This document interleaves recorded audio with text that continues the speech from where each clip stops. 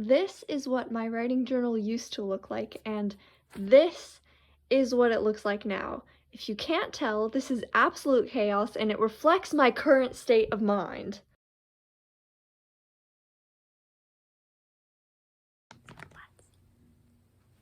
Okay then, I guess we can start.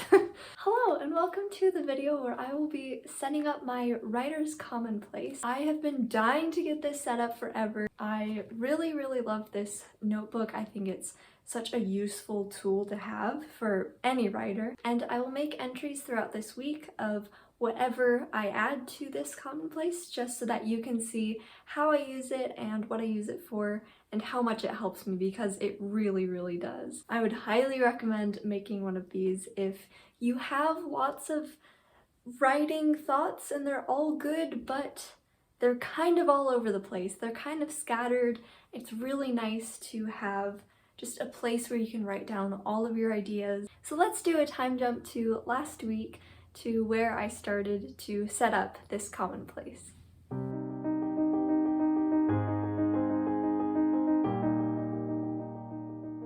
Today I'm going to be setting up my writer's commonplace, and I am so excited. I have been wanting to make this for a very long time because I have so many things that I need to write down that I don't have a place to write down, and now I finally do have a place. I got this notebook for Christmas and it's so cute. It's Harry Potter themed, it has a bunch of tabs, and it's one of those notebooks that you wait to find the perfect use for because it's almost too cute to write in. But now I finally found the perfect use and I cannot wait to start using it. So last night I decided what I wanted to put in each of the tabs. So in the very front I put a section for story ideas. So then in the second section I put poems. So in the third section I put quotes from books that I've read. Sometimes I write down quotes in books that I liked, but not necessarily for what was said, but how it was said. In the fourth section, I don't know what everybody else calls these, but I call them quickfire ideas, and a scene in very much detail pops into your head. You need to write it down as fast as possible. So then in the last section that I filled out, I included character profiles.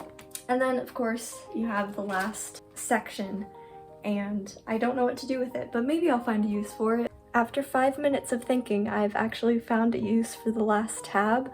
I'm going to use it for brainstorming. I do plan to do a lot of more brainstorming lately, so we'll see what happens with that.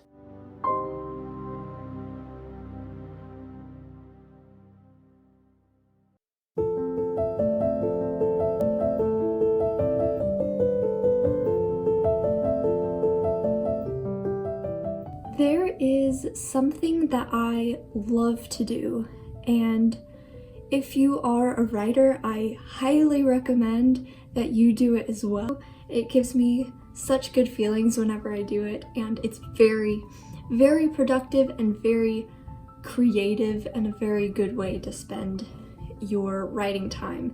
And that is to sit down and simply brainstorm.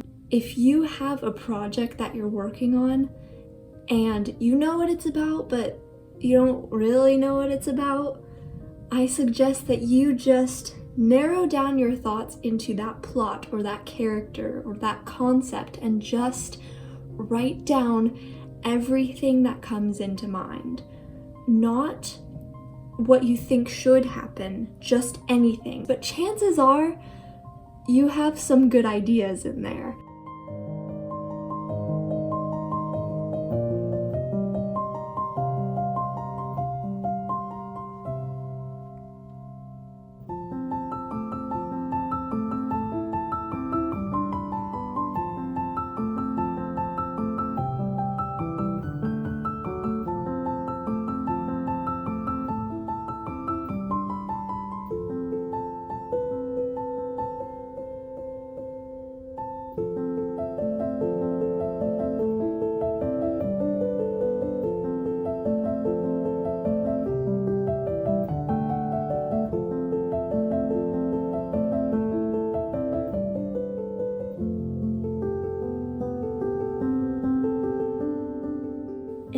is officially final. I have transferred everything from my computer onto my commonplace. And as it turns out, I have way more ideas than I thought I ever had.